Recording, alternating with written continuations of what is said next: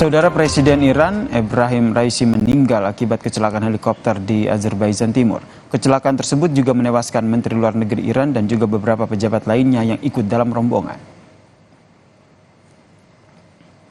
Helikopter yang membawa rombongan Presiden Raisi ini jatuh di wilayah pegunungan barat laut Iran.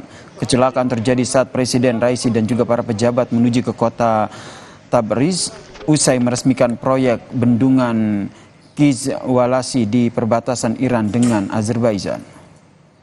Belum diketahui penyebab pasti kecelakaan ini.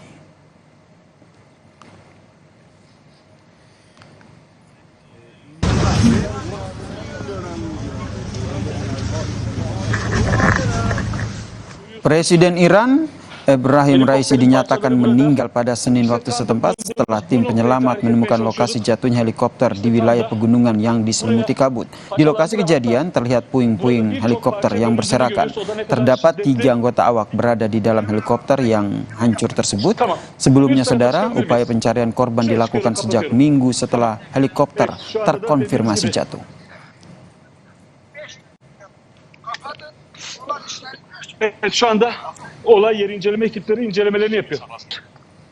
Şöyle beni görebiliyor musun? Evet, şu anda İran Cumhurbaşkanı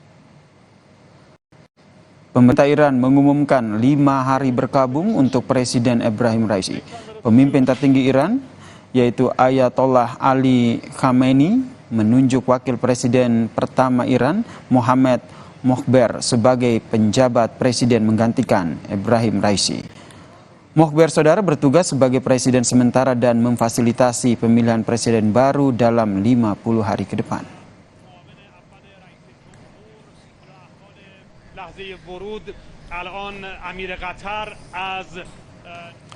Terima kasih Anda telah menyaksikan Kompas Malam hanya di Kompas TV Independen Terpercaya. Saya Yasir Nene Ama pamit, selamat malam, salam sehat.